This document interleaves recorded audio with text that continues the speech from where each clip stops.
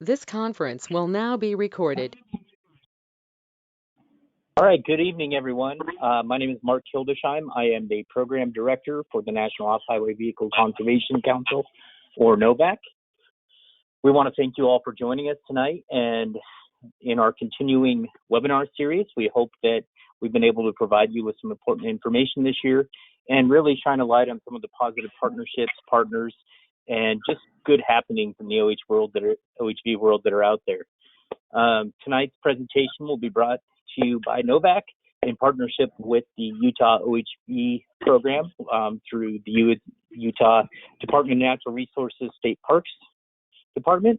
And I will turn it over to Mike Thomas, who will be our presenter in just a second. But the first thing we want to cover is, once again, please try and keep your phones or computer on mute so that we don't get a lot of feedback in the presentation.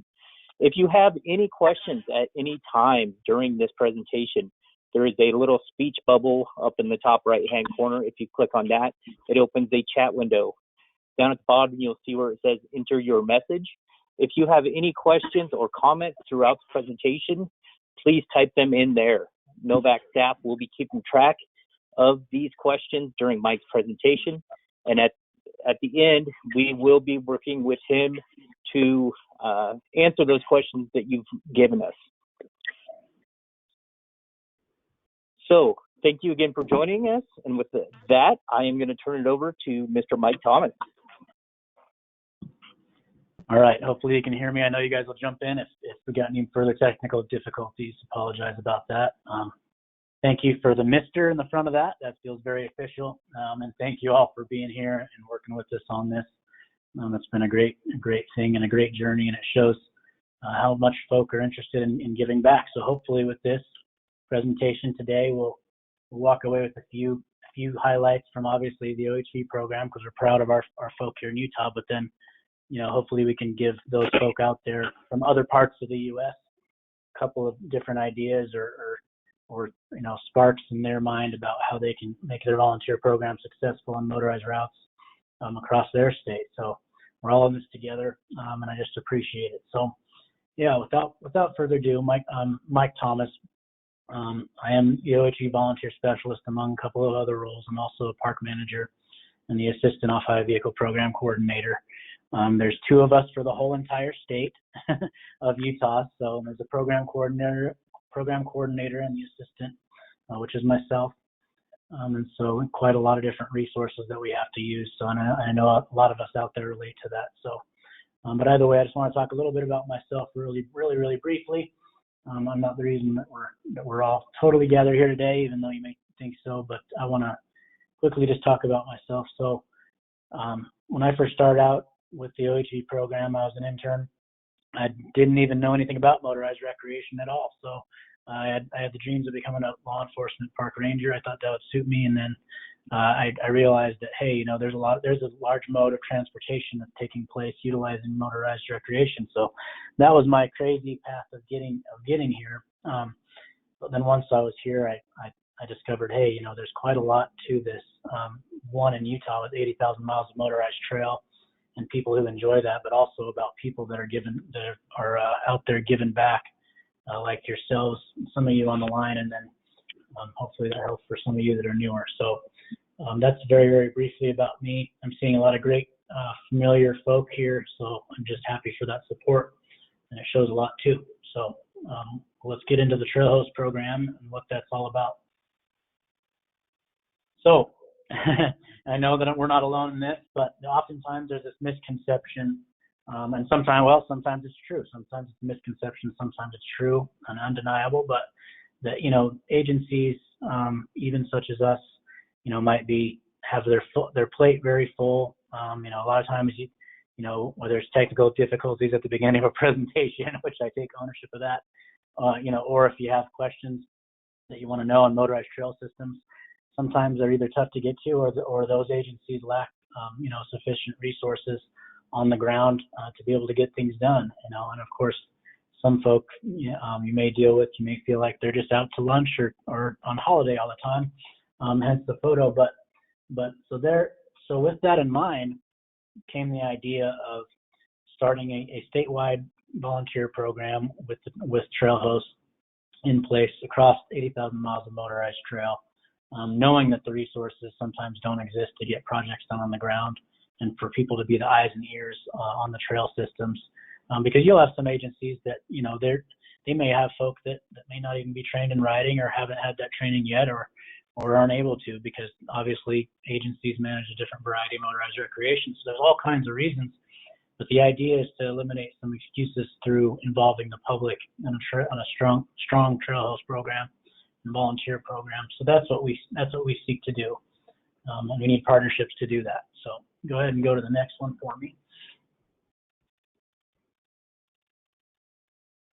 And so I kind of talked about this. So there's a need for volunteer service, obviously, and each state varies on what their needs are for motorized recreation. With the growth of motorized recreation, sounds like you got some interference there.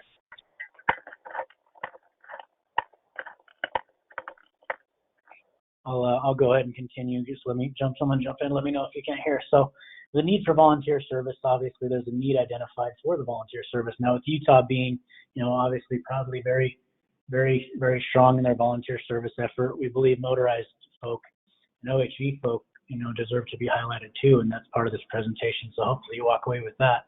There's a strong need for volunteer service across the state. The growth of motorized rec as a sport is huge. It's the latest and greatest recreation opportunity that we have. And oftentimes machines get invented before the means of managing them do, so we get that. And so either way, there's also a law enforcement shortage, of enforcement of any laws that are created, and laws in general move really fast sometimes too. And are often sometimes created, or for the most part created, by those that are breaking laws. So there's a big struggle when it comes to motorized recreation and management and maintenance. And then, of course, we hear about overloved trails, as I've learned to call it. That was given to me by a fellow volunteer I've worked with, so I like that one. Overloved trails just means areas of high use and high impact that suffer a variety of different struggles. So we have those as well. Sometimes the need for volunteer service, though, can come from in-kind matching for funds that we're seeking. We need a certain percentage of volunteer service to match the amount of funding that we're receiving from different entities. So that's another need that a lot of agencies have, is to make that match. So they got to outreach to the public to find that. And like I say, we're working with 80,000 miles of motorized trail in Utah. Love to hear off to the side what other states are going through and how many miles they have and their struggles. So keep that in mind. There's a strong need. That's our point there. The next slide, please. And so with that idea, knowing we have so much mileage and a fast-growing sport, and the want and desire to manage the recreation and provide opportunity, because that's what we should be doing first and foremost as agencies, is providing those recreation opportunities, and treat that as a hospitality management importance emphasis too. With that, federal partners, Forest Service and the BLM, along with our division, Parks and Rec, or state parks, got together and said, look, let's identify it. We've identified a need across our different forest systems and across our different BLM roads and in those areas, and let's help provide some funding and get some of those efforts on the ground through the Division of Parks and Rec. And my particular position as volunteer coordinator was born at that point, and I was luckily able to move from intern to this position and fill that role. But it takes partnership to do that, and it takes folk to say, these are the issues that we are seeing, and these are the needs that we have. And it's a humbling experience, but it really makes for the best plan for on the ground, is starting with admitting it in a way. So that's how a lot of this began, through federal partnership. Go ahead to the next. So again, enter the Trail Host program. So now a large idea of the Trail Host program is it's a non-law enforcement volunteer position, and here the key is, public interaction. So if you're an agency, let's say you're an agency like we are, we have these ethics. We're good at we're good at sitting down, coming up with ethics, coming up with management strategies, identifying the areas that need help, So then what do we do from there? So we enter the trail host program in the trail host. These folk are already doing great things. Chances are they're members of clubs and other organizations that are already riding these trails. They already know the trails. They want to give back. And so this program, what it allows us to do is provide any kind of ethics or any kind of needs or any kind of management strategies that we have, and relay those and communicate those to the public, so that the public, as volunteer trail hosts, you can, similar to a camp host, you can relay those without being necessarily an agency entity or a government agency. And I think we'd all agree that this gentleman here in the picture, I wouldn't mind being approached by him and be a lot less afraid, or if I was a non-law abiding person, or I'd happily talk to someone like this that rides the trail just like me, or maybe I even know them. And I'd love to be able to listen to them, and I think we'd all agree to that. As opposed to a law enforcement ranger, there's a totally different feel there from someone driving up on you. And so trail host is an important aspect of it. Is we're hosting the trail system, we're welcoming folk to the sport, but we're also telling them how to ride and recreate responsibly. So that's what we're seeking to do. Go ahead to the next.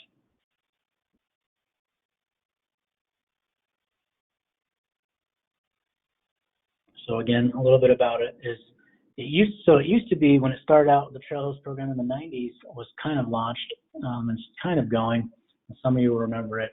It used to be you kind of had to have a scheduled time to go and trail host. So if you showed up, you took the training, which we'll talk about later or in a little bit.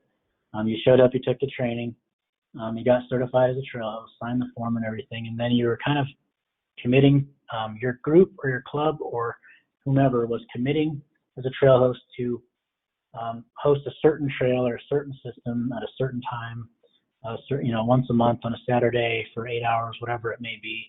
And our latest idea is that, look, folk are already recreating. They're already out there. We have folk with their families that go out riding, and there's no reason why they can't interact with the public too if they'd like to, and take a little more time than just a regular old outing and help somebody on the trail, or tell them about the trail system, or help them change a tire, or tow somebody in, which we'll talk about, and help somebody struggling. Or there's no reason why that person, a lot of us jump in when we see an accident to help out. Some of us have worked with law enforcement in the past on some accidents. We have some trail hosts that are certified, not certified, but search and rescue folk that have been doing that for a long time. So a lot of that meshes. And so we want it to be a statewide area of service with a lot of different variables. So it can be accomplished in small or large groups as a club or individuals. The time and service can really be specific. That's what's kind of cool about it. Again, you can identify a certain amount of time you want to do in a certain trail system. But then also there's a variety of different areas where trails are. So we want to teach them in different locations throughout the state. And for instance, just me, myself, and I have been across the state, and I've been all the way up towards, North Logan, Bear Lake area to the very north of us. And then I've been at the West Desert, Tooele, Utah, Juab County, places like that. I've been up in the Heber and Camas area. And then I've also been down south, like Moab and places like that, and kind of been a traveling salesman for some of this ideas, and sitting down at agencies and clubs, letting them know that this is a program that we can use to bridge the gap between agencies and the public through volunteer service. So classes are taught in locations throughout the state, usually whatever the person that wants to be certified desires. So that's, and the key thing here is all OHVs welcome. It's a question that I get a lot. Off-highway vehicles, include sometimes it's 4x4s, sometimes it's dirt bikes, ATVs, and side-by-sides, and sometimes you get folk that just they don't even ride and they wanted to volunteer. So all OHVs welcome, and that's another thing, so that we're all underneath that off-highway vehicle umbrella, and all trying to do good things. And for a lot of us, it's fight for the sport. I've heard that come up. So that's what we're looking at with the Trail Host program. The very gist. I know some of you will have some questions, which will be great. So with this, obviously, especially as an agency and any organization, they got to have requirements. And so for this, in Utah, you got to be at least 8 years old. And for the Trail Host program, 8 years old to operate an OHV. So you couldn't trail host when you're under 8. public land. But and then if you're going to be obviously we're not certifying trail hosts to go out there as an 8-year-old or a youth member by themselves. We all encourage all folks to ride with at least another person, with at least another machine, just in case of an emergency.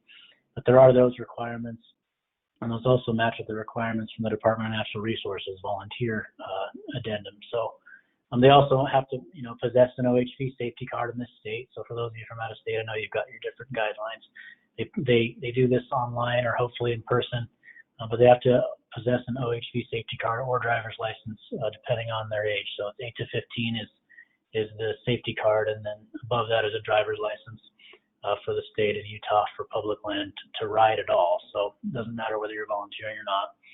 They have to fill out a volunteer form, so that's a great way we've done that. So even though we partner with the federal agencies like BLM or Forest Service, and we trail host on all those areas, we work with our form through that, and we maintain the volunteer hours out of our program, which also helps alleviate that staff time of agencies or anybody working with us. So we try to do that too.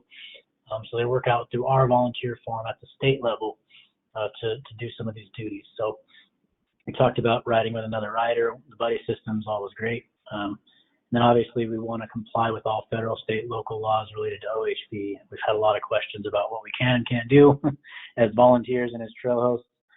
Again, we're not law enforcement officers, and we want to conduct ourselves in a professional manner in the same way, because in a way we are still, as trail hosts, we're representing the state and the Division of Parks and Rec, and also, obviously setting a good example for the sport and being good ambassadors, which has never been an issue with us. It's a lot of folks that join us already have that in mind. So, but those are some of our requirements to be part of the program.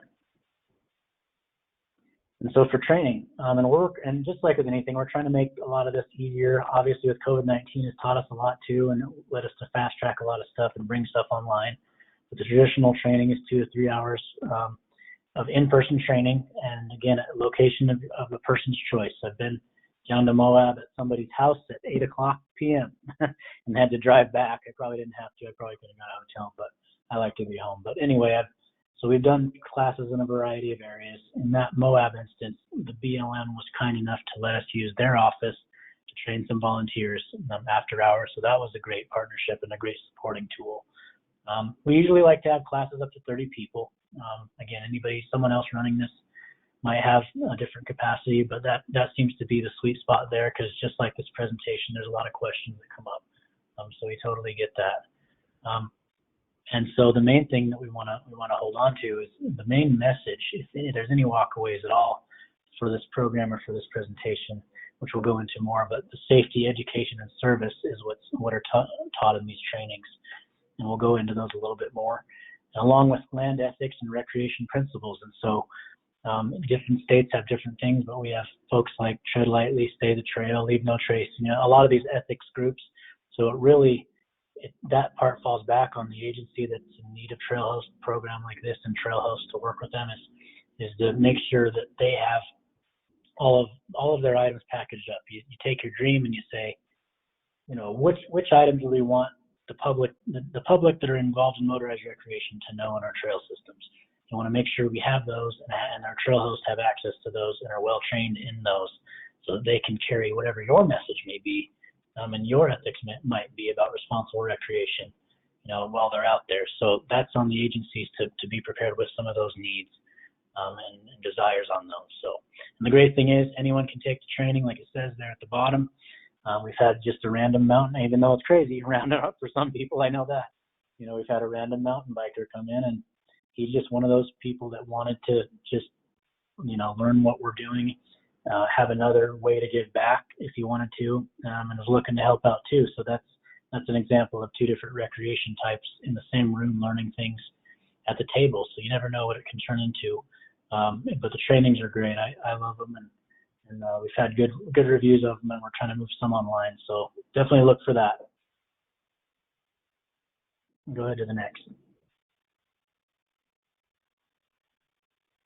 Cool. So again, in those classes, let's break down kind of what we go over.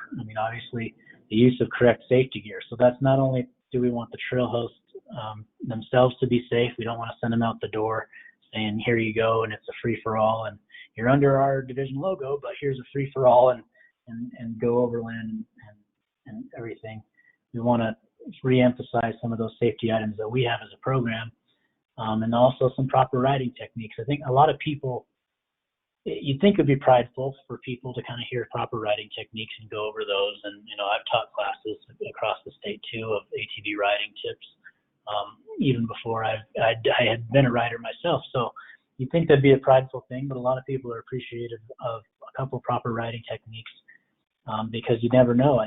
I've been in situations, and some of the folk on here could tell you off to the side that, of running into some trail systems that I may not have been ready for at the time. And so that'll require somebody to help spot me through getting up there, short of getting on my machine themselves and riding it up, which if they're not familiar with my machine, it could be dangerous. But riding techniques are a thing to help us get through, because you may have to help somebody who wasn't ready that day. They're in their flip-flops with no gear.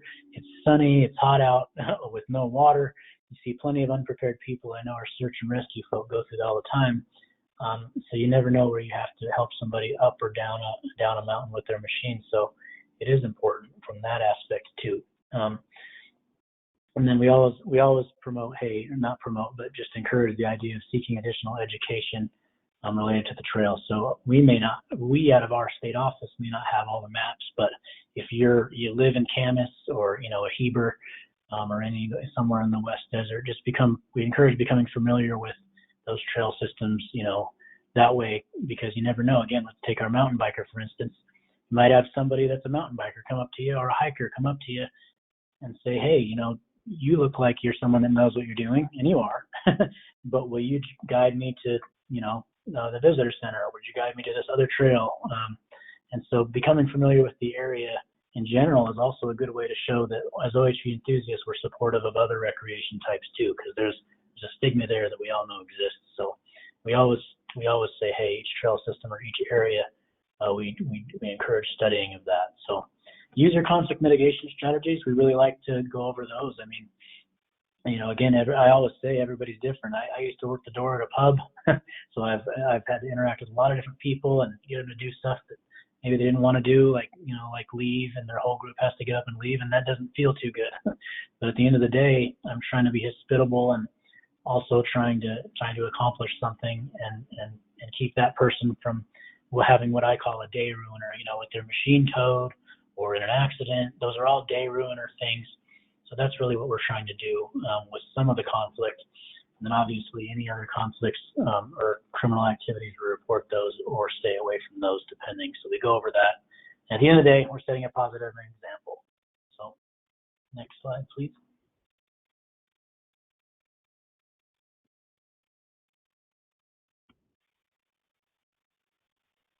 So yeah, again, we're talking about safety, education, service.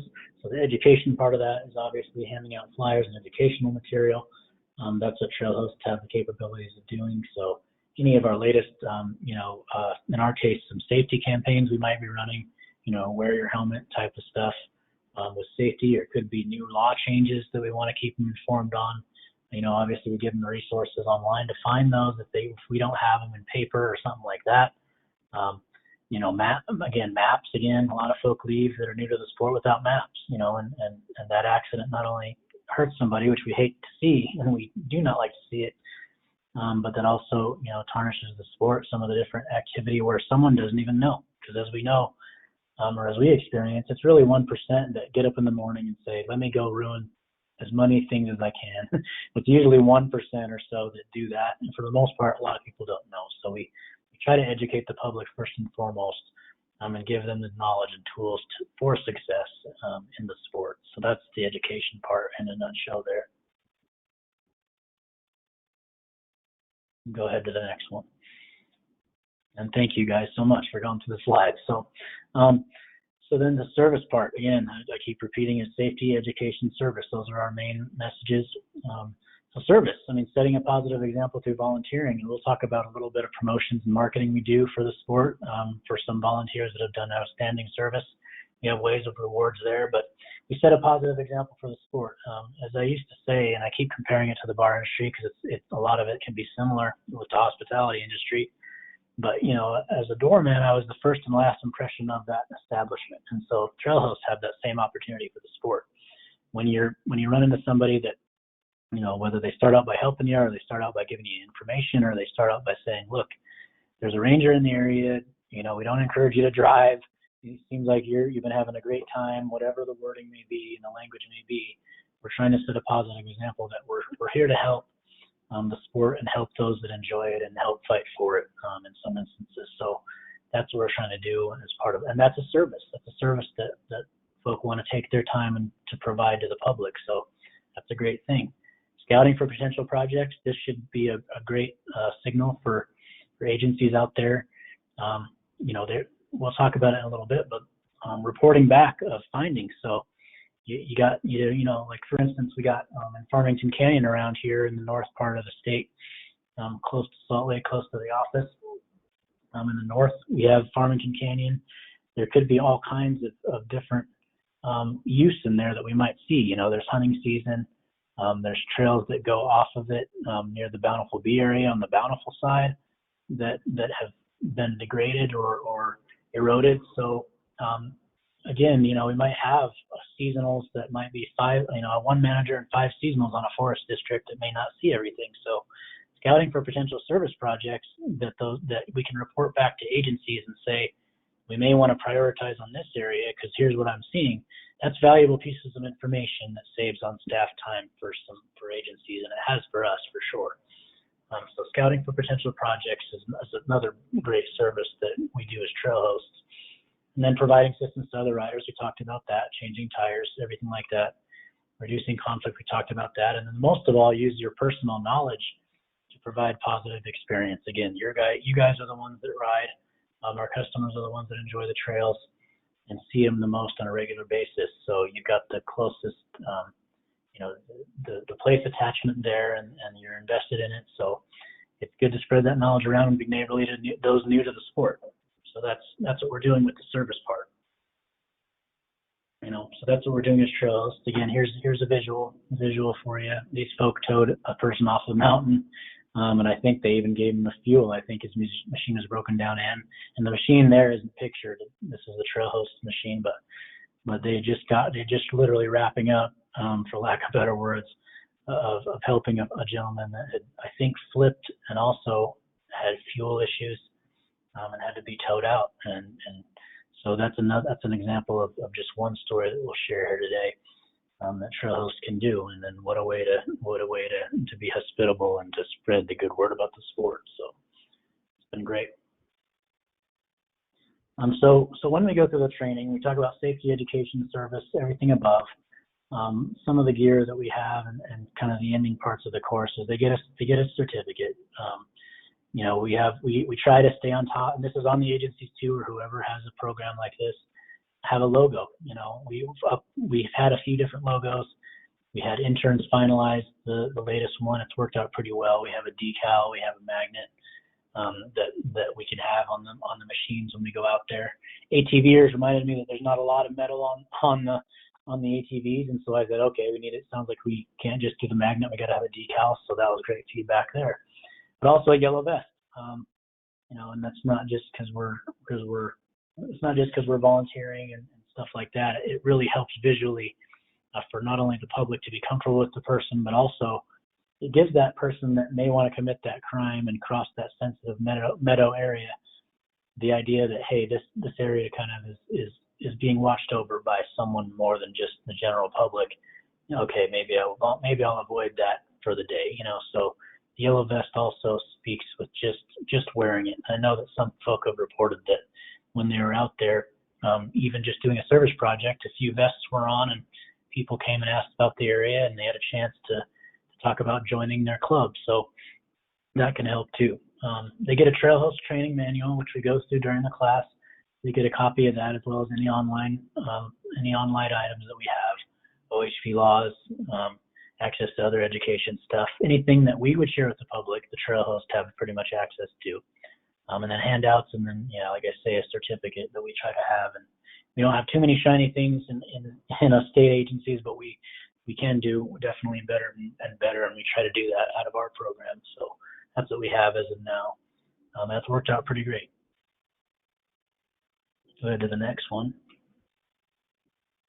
So locations of service, I know I went into this a little bit, but our current partners are mostly federal partners, obviously with so much land they manage with the area, so much mileage across the state. So in our case, BLM and Forest Service within state parks. So with the Division of Parks and Recreation, but within that, we also have, 44 state parks that we have here in the state too, and 17 or 18 of them are motorized opportunities. So trail hosts could be in state parks as well.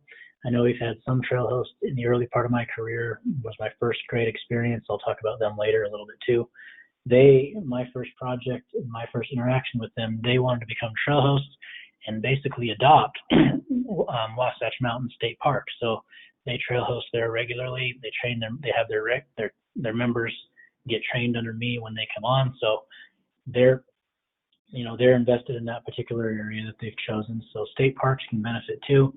County managed areas, a lot of our motorized trails are off of county roads to county right of way that we can get into a little bit, specifically within each state. There could be county managed right of ways that are also motorized routes. And so it could be with the county as well. Got somebody else on. And then we've also had folks that have been pretty successful on private land. Obviously, we have to be sensitive here and not just wander there. But we've had, clubs talk about, hey, are we able to help this person on their private land, not only pick up trash and stuff, but spread the word about trail host program or whatever the subject could be. And so that private landowner wrote a letter and said, yeah, they're welcome to take some of this trash and things like that with this route that goes through my property. So you never know, and that's where we really made leaps and bounds too, is when you have a private landowner that provides access to OHV recreation and benefits from it. So that's a great story there. And then really on any designated motorized route through across Utah is where any trail host could be at any one time. So go ahead to the next one. And so, where has this been successful? We started out with OHV clubs, or at least I did, because they're already organizing. We have, well, I won't say how many we have because I'll be inaccurate, but I can tell you that the programs worked with about 40 or 50 off-highway vehicle nonprofit organizations and clubs. And so in your interactions after this webinar, definitely talk to some people, because I see some familiar names on here, like I say. I would probably love to talk to different people about what they do with their organizations. But we started out with OHV clubs, but we also have private companies that have been interested in taking a trail host training class. And so what you see pictured here, and those of you that travel there will love it oh so much, or maybe be mad that I'm advertising it because it's such a nice area. But for Tickaboo Resort, their manager specifically wanted all their staff to be trail host trained because they have an OHV trail system right out of their parking lot and at this hotel and resort. So what a cool situation there. So not only are they having people come and stay at the resort in Utah, but they're also educating them about OHV use, and then they're saying, look out there, that's where you can ride right from the parking lot. So that's a great situation too that we've had. We've also had OHV rental companies that are interested that we've got a chance to talk to, that we work with. And we even had some restaurants, some owners of some restaurants that reached out to us too. So anybody can be a part of it. And so that's just a few private companies we've had. It's been a great experience that you may not think of, and that gives you another grounds for outreach. If you're trying to make a program like this run, it's other folk that may not think they want to be interested, but they're cool folk to have on your side to make your program run. And chances are they're looking for additional cool things for their staff to be part of too. So that's been great for private companies. Go ahead to the next. And so could be individuals. You've had individuals that come up that want to give back, and maybe they're new to the sport, new to the state. Makes a great first impression. We welcome them and also tell them, hey, here's a free class, which I should have emphasized, and I can't emphasize enough. The classes are free, but here's a free class where you get to learn about the sport you're getting into. Not only that, but if an individual decides to come to a class that we conduct at a club, they also get to learn about the OHV club, and they may want to join it and get to learn about other areas of the state, because I get that asked that often. And I've only been around for 4 years or so, or a little bit over 4 years. I haven't seen all the trail systems, and so I definitely can't speak for all of them, but I always know folks who can and who I've interacted with, So it's great when you see an individual that comes and takes a trail host training, but also joins a local club. And that's one more person out there that's helping make the sport successful and management a little bit easier. So that's a great thing too. That's a great experience that we've had with certain individuals. And go ahead to the next one if you're ready. And then yeah, like I said, nonprofit organizations are our biggest thing. We've partnered with we've been able to take some volunteer management training out of our office that I've attended and had other people attend, or they will attend, is through like UServe in Utah, does volunteer management training to help make our program better. So we partner with them and bounce some ideas on how we can get better. But then also nonprofit organizations as far as the trail host program. So pictured here, which I hope you have in mind, is a gentleman from Utah ATV Association, the first club I ever worked for. This is actually a picture of one of their events that they do, and they do their Make-A-Wish Foundation, and they're on, I believe, their 36th annual Make-A-Wish Foundation ride that they do called the Ride for Life. And so you got folks like this already doing great things, and you're able to offer them one more opportunity and one more training. And you make those ongoing partnerships and relationships. And so yeah, this is a picture of them presenting a family with some awards through their Make-A-Wish organization in this case. But off-highway vehicle clubs are what makes this shine the very most. So hats off to them, and I know some of you are on here, so it's great to have you. But nonprofit organizations are a great way to start. They're already looking for volunteer opportunity. It's just a matter of providing the opportunity. So go ahead to the next one. So the real strength for the trail hosts are just what I call R&R, and not the type that we're taking with COVID, or hopefully not the rest and relaxation, but the recon and reporting. And so trail hosts are eyes and ears for land managing agencies. Again, that's the benefit to land managing agencies, but for the entire sport. And so our trail host report is what makes us the strongest. So within that trail host report, we can make recommendations regarding the trail or provide pictures, and also report illegal activity, and I'll share a story in a second, and then work with any involved entities towards a solution. And so the trail host report is something that I'll just keep it with our program. When a trail host goes out on a trail, let's say they see some erosion and they experience an accident, but they also talk with a couple of families about their opinion on OHV trails in the system that they're working with in their community, and they see all that stuff, and they're able to maybe help somebody change a tire or something like that, or any situation they run into. They turn them into these online trail host reports, which are Google Forms in our case, that have a couple of different information on them. They turn those in and they get those back to me, and I share those with the land managing agencies that they were riding on, and so that they can be aware of those issues. So the communication is key there, and the recon and the reporting really help with the communication between the public and any organizations involved. And so that's something that we didn't think would even get that great and that involved, but it really has. It's been a great strength. So recon and reporting are the biggest strengths for the trail host program, for everybody to be on the same page. And so yeah. Again, when you think of a trail host, think of eyes and ears in the trail systems, for good and bad. We've had some folks just report that there was a moose in the area, so I think that agency then took that report and said, okay, now we've all seen those cougar in the area and wildlife in the area signs that are posted on those entrance signs. Well, trail hosts, they can fast track that by saying what they see out there. So one gentleman saw a moose. And so we were able to share that with that agency and report some of those things back. So, but just think of eyes and ears on the trail system and recon and reporting. That's the real strength of the trail host program too. And so these trail host reports, real quickly, they have basic info on them, obviously, with the name of the trail host, name of the trail system, because that helps us keep track of where folk are going, where issues are happening in the state, and helps us strategize. Number of people contacted. So if they talk to 5 campers about picking up their trash, wonderful. Number of hours spent. So that helps us track our volunteer hours, again, for the benefit of matching in-kind hours, or just for sharing with the public on your social media or anything like that. That helps us. Miles traveled, so that we know where, not only where obviously, but how many miles are being represented. These trail host reports also, again, the strength is recommendations for area improvement. So they have a huge, well, maybe some of them wouldn't say it's huge, but a space there to, and I don't have a screenshot of it, I can share it later, place to make recommendations. So, hey, I think this trail should be, and I'm not a swear here, but closed.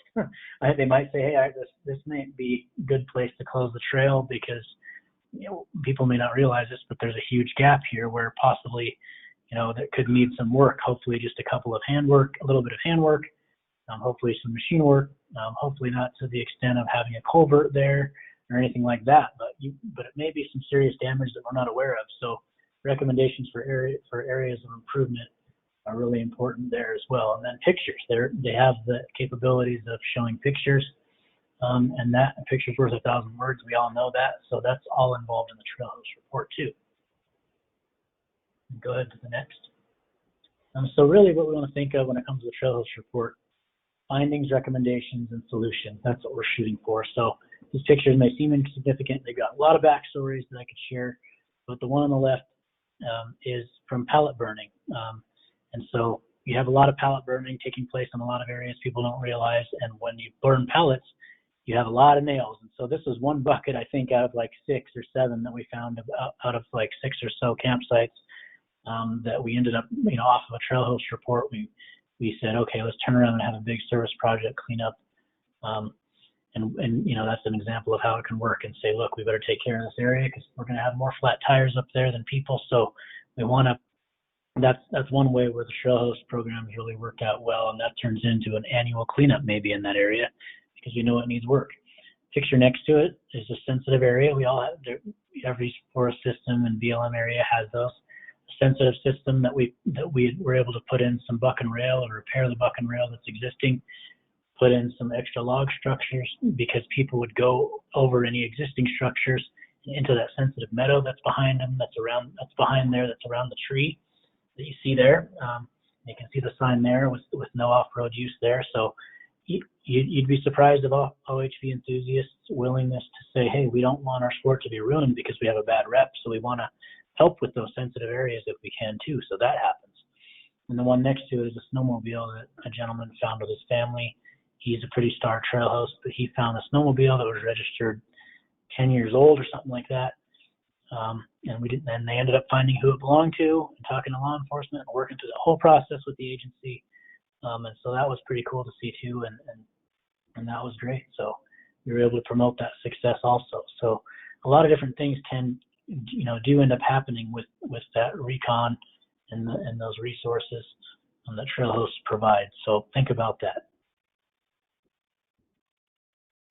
So success stories, like I say, there's the service projects above, social media outlets. It's important that so what I love about the OHV community and the volunteer community and the service community in general is, we're humble folk. You have to be a special type of person that donates your time and your free time when you already work hard to fight for a sport and fight for others and for recreation opportunities and to keep those open.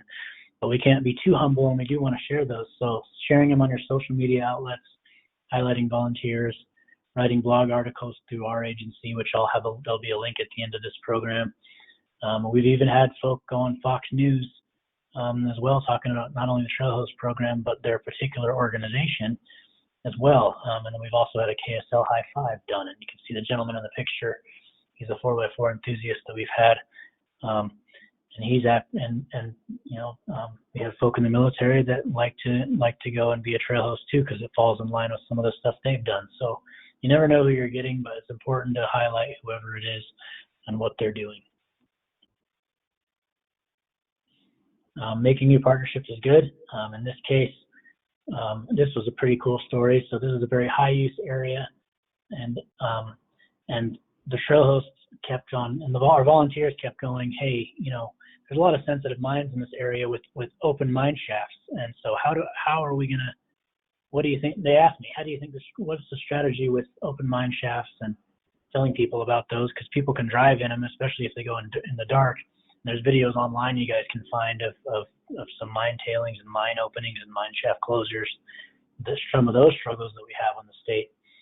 Well, these folks said, hey, what are we going to do about that? And so we had an idea of partnering up with a fellow agency. You can see 2 logos, 2 panels.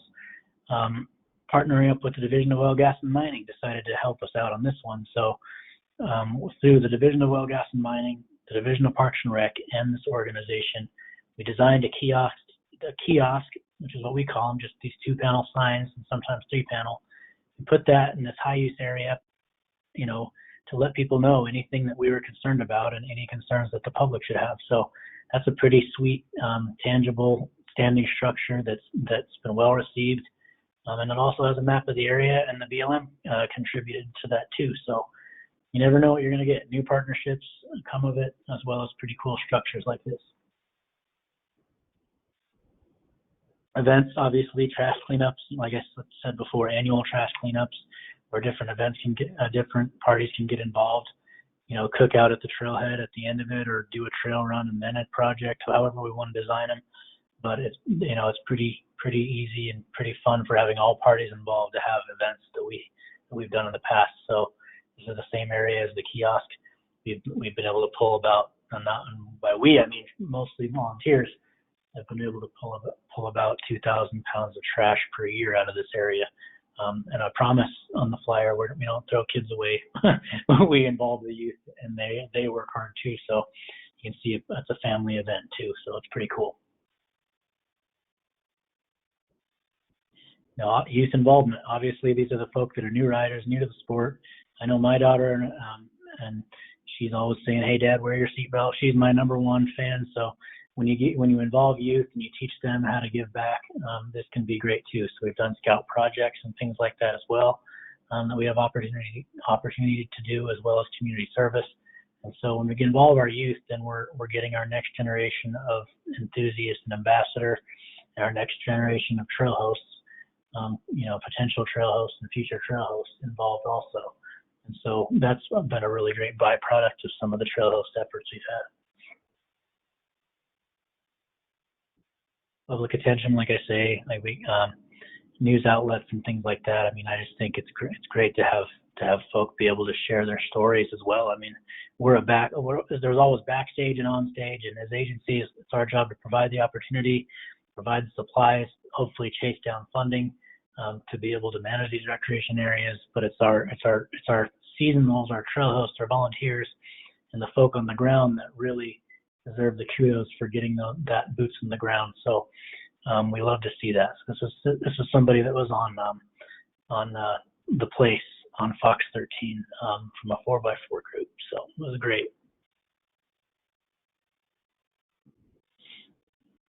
Celebrations of success. Again, out of our program, we try to celebrate it every year with a volunteer appreciation dinner where we update how many man hours we've had of volunteer effort and trail host effort, where we usually present a club of the year, a business of the year, to someone like that hotel we mentioned, and then a trail host of the year, of course, for any star trail hosts that have been out there going above and beyond the call, not just when they've done hours, but also when they've been on media, also when they promoted it on their website. So we like to highlight successes and to celebrate those. We work with local companies that make plaques for those. Anything we can do. Again, we don't have too many nice things, but that's one way we do it. And also writing articles about success stories, which there'll be some resources at the end of this program. And so here's a couple resources I talked about. We have the Utah OHV Trail Host Program. So a good success we've had is this website. So it's an informational website where people can go and share the link with what the Trail Host program is about, and also we can throw up updated laws and highlights and things like that. Anything above and beyond what we can do to provide information to those trail host potentials as well, that the general public can access it. So that's what we do off of that site. Volunteer highlights. Again, we have a place where we have volunteer highlights and articles that are housed for the public to look at. So definitely check some of those out.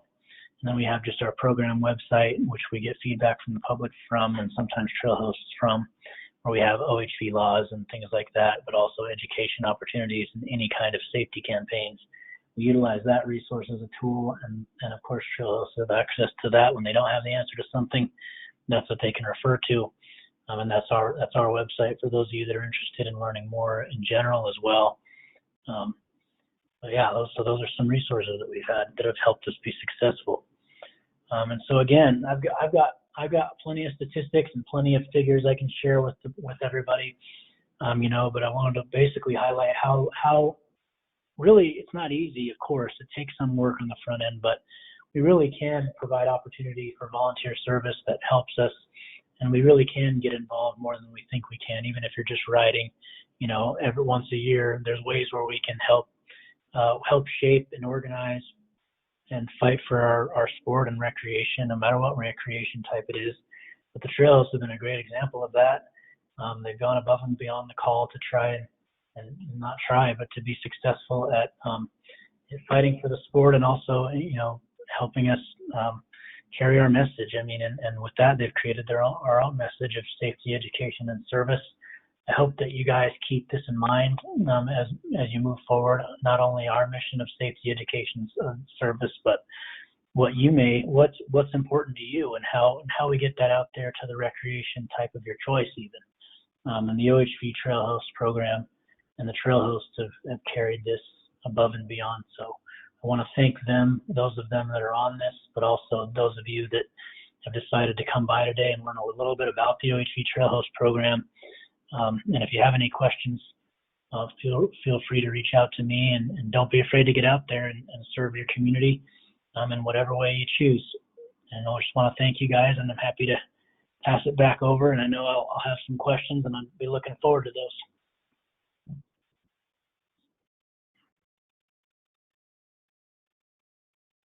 Thank you, Mike. We do have some questions, and it looks like we have some good ones. And thank you for that great material you provided, and I'm sure it'll be really helpful. And looks like pretty much everyone's stuck around to hear some of these responses. So why don't we just jump right in?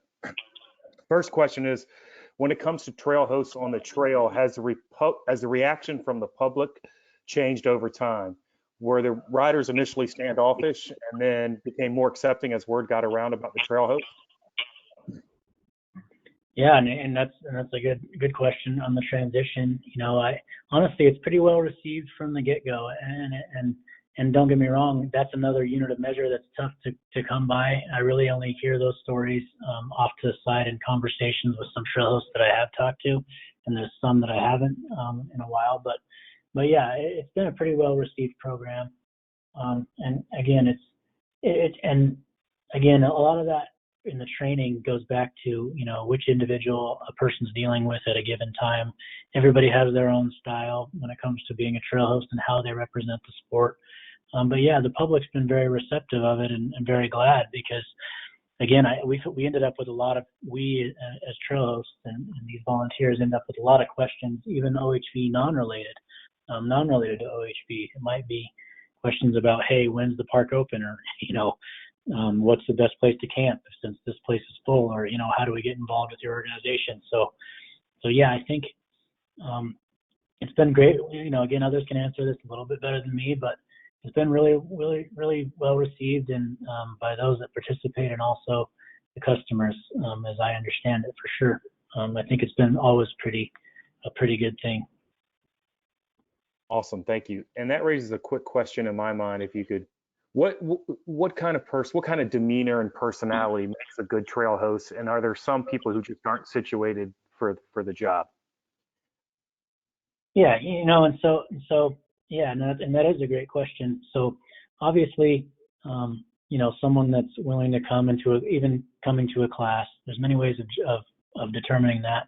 But there's especially somebody that comes to a class in my boring state office at 7 p.m. and stays there for 3 hours, with very little break, and hopefully some water bottle and lunch that they bought. So for the most part, we've had people that are pretty well familiar with the fact that we have to get involved, and what the motive is in fighting for their sport and keeping trails open. And but you do have you could have some folk too that may come across a little brash. And again, it just depends on the day and a couple of different situations.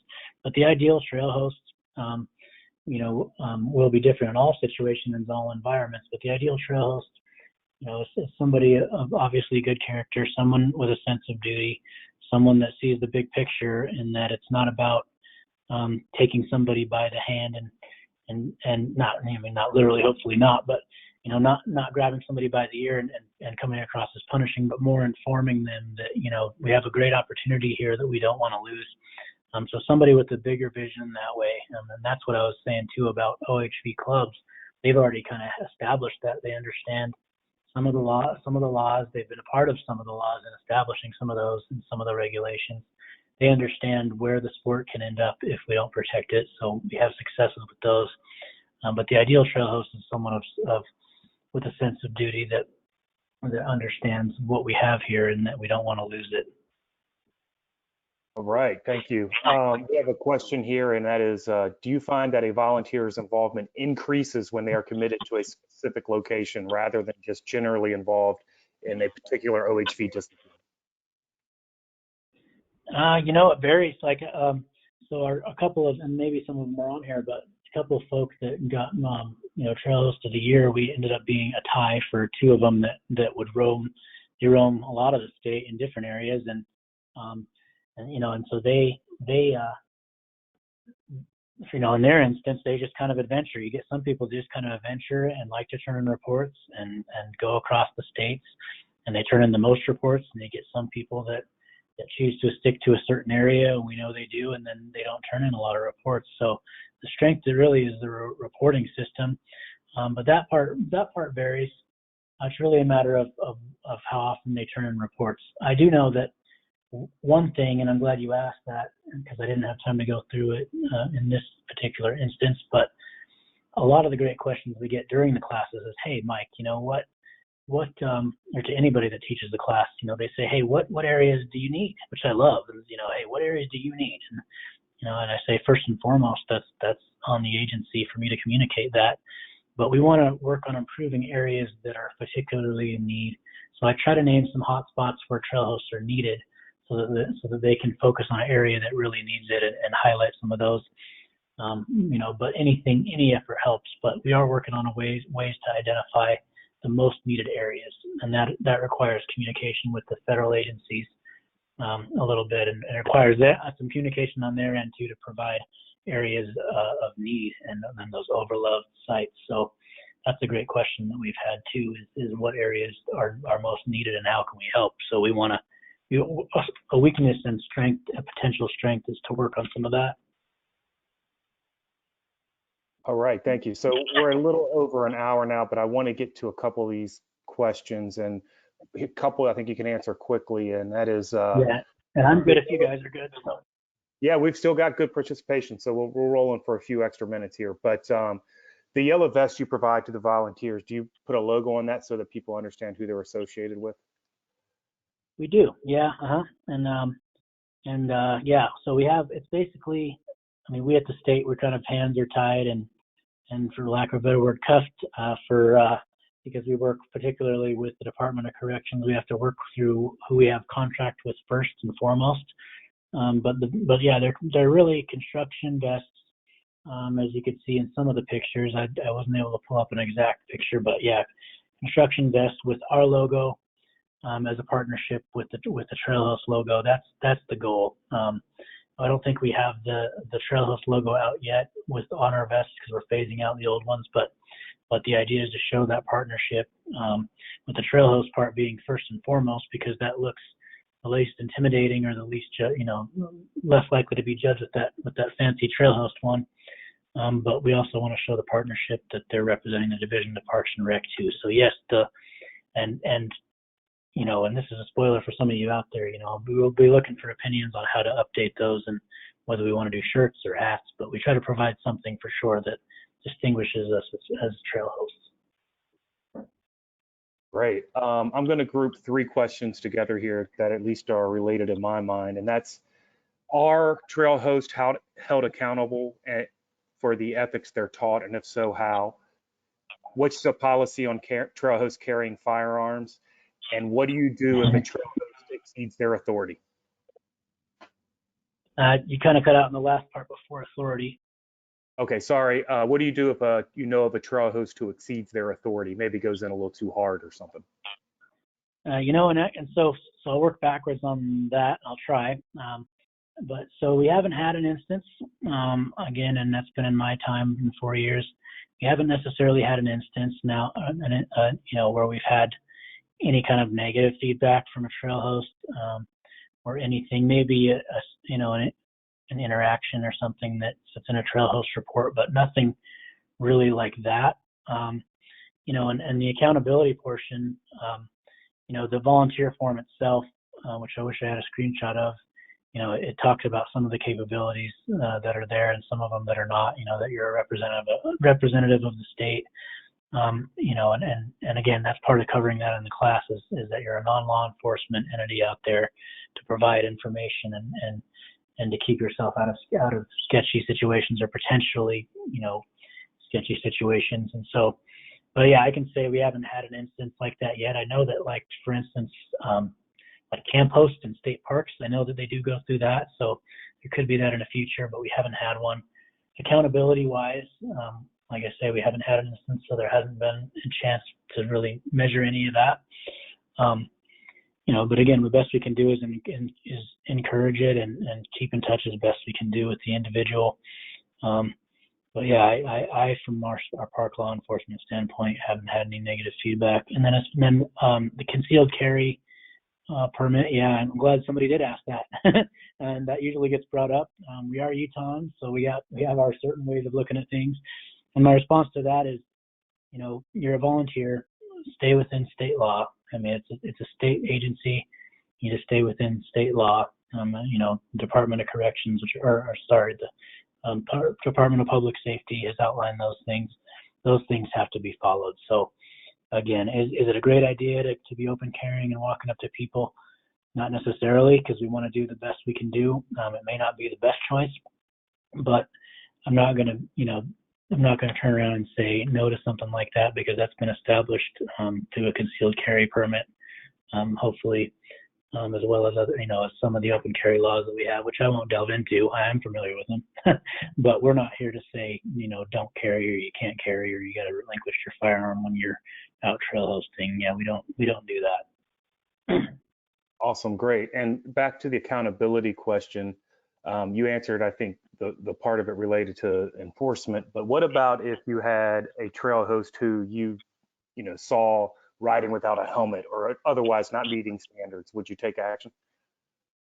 Oh, okay. Yeah, no, I understand the difference. So, and then, it was a loaded question. So either way, yeah, I mean, that's like, say if, I guess I'll paint a scenario which hopefully does it. Say I'm out there on a service project with trail hosts there, and they're not wearing their helmet. Of course I remind them, but at the same time, they are volunteers. But to the best of my ability, I usually say, hey, just, we've got to be the example, and it's really just a verbal. And so there's not any penalties or anything like that for not specifically sticking to an ethic like that. But again, if you're going to choose to represent the Division of Parks and Rec and represent the state, we can't represent you and you're not representing us. It makes that very difficult in that particular instance and other instances. But I also haven't really experienced that. For the most part, people are, and again, the other thing is that, there's also still state law. So when the requirements of state law are met and a person trail hosts and that's in place, then I wouldn't have grounds to say that anyways. We want to encourage the best of our ability, leading by example. But at the same time, we're not above state law, because we're the ones that help enforce that law. And by we, I mean the OHV program. So, that's, if that answers it.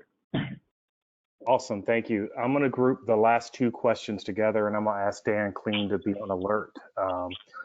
So questions are kind of related to funding. Do trail hosts receive any kind of stipend? Do they get mileage? Do they get meals? And then also with that, how do you fund the vest? Does the funding come from donations or from state funds, federal funds, et cetera? Okay, yeah. So first with the reimbursement kind of parts, no, there's no stipend or reimbursement or anything like that. That's covered in some of the volunteer literature that we have. So there isn't anything like that. And then when you're talking about funding, I'm glad you answered that because that can be in a presentation of its own, or I'm glad that was asked, so I appreciate that question. Another thing I encourage agencies to do is to put in for grants. And so for some of you who will be familiar with this, but Recreation Trails Program grants, I didn't want to add that to my resources on this because it can be a whole nother subject. But in our case, Recreation Trails Program grants, which I encourage people to look up on their own, and they're on our website too through that link. That's one of the ways that we've helped fund the vests. And so with those grants, if anybody has questions on the side for that, please contact me because it's a big subject. But in this case, you can put in for a grant that's related to educational effort. So not only can you put in for improvements of an area, for a trail system, or equipment or some need like that, but you also can put in for some volunteer effort. And so that's how the main part of the Trail Host program is funded, is through Recreation Trails Program grants that allows not only a person like myself to represent and get partially funded to represent some of this stuff and teach classes, but also the material that comes with it. So in our case, that's how we do it. And I definitely strongly encourage that. That eliminates those excuses of no funding, and not always excuses, but they're a difficulty to find funding. But seeking grant opportunities to help leverage some of that is a great way, and that's how we do it. Awesome, great, thank you. And we're going to wrap up here. And I want to say thank you to everybody who stuck around. I think it's a testament to the great information that Mike has provided. Quickly before we leave, I wanted to turn it over to the National Off-Highway Vehicle Conservation Council's NOVAC's Board of Directors Chairman, Dan Clean, who might want to say a few words before we close. Dan?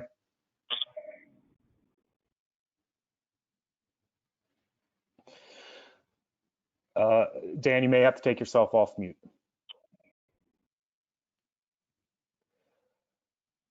Okay, well, we have been having some audio issues, so perhaps we don't have Dan, but we are at 9/11 in the East Coast here. So again, I just really want to thank Mike for being on this presentation, and him and his agency for all the great work they're doing to support volunteerism.